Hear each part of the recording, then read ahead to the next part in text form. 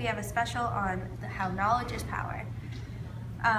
After the Civil War, the freed people were striving for a good education. They had always wanted to be able to experience the same type of schooling that the white people did.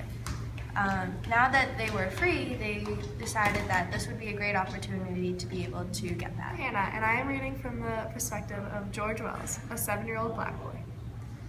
I'm a little black boy. I don't suppose I'll ever be white. I'm free though. I have read through the first and second reader, and now I'm in the third reader. I learned Latin too, when Miss Wells' class recites their lessons. Perhaps I shall get on the cars sometime and come to see you. Would you speak to a black boy? I shall be 8 years old in next May. George Wells, a 7-year-old black boy who was taken in by a school principal, writes to a white Sunday school class, telling them about his school experience and wonders if these white kids, who were essentially learning the same things as him, could even be bothered to speak to him.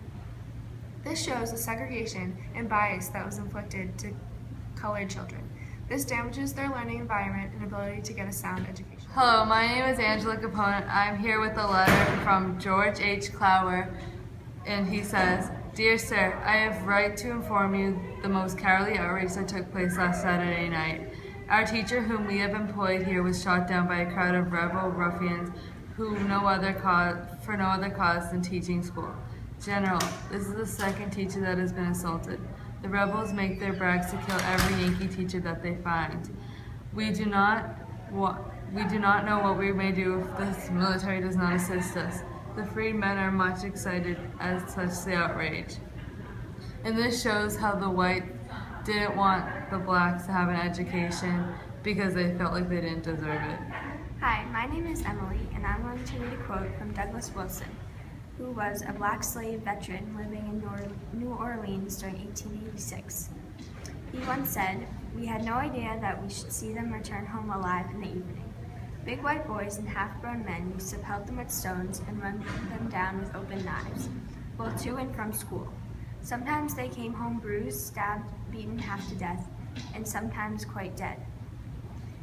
Southerners opposed the idea of educating their former slaves, and because of this they were often abused, and it made going to school very hard. I'm Anna, and this is an excerpt from a letter of a freeman named Richard Reese. "Last spring, we built a schoolhouse and hired a white lady to teach. Friday night, February 5th, our schoolhouse was burned up.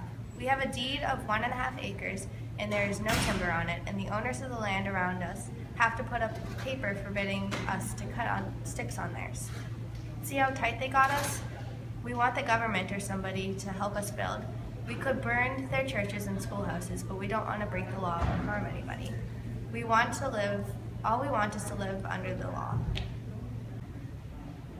The freedmen just wanted the same rights that the white people did, yet the white people didn't think that they deserved it. They destroyed their property, they didn't help them out at all. It was apparent that they had like timber, like what they needed, but they weren't willing to give it to them because they didn't think that the freedmen deserved the same education that they did. Hi, I'm Kelly MacDonald, and I'll be reading a letter from the school superintendent, Thomas J. Conway, a white northerner. "In New Orleans, when I proclaimed the free schools open as to the black as well as to the white children, the pupils of the later class were advised to take their books and leave the school. This was the picture one day, and a few days later I went back to see how the school was progressing, and to my surprise found nearly all former pupils returned to their places, and that the school, like all the schools in the city, reported that the close of the year was larger attendance than at any time since the close of the war.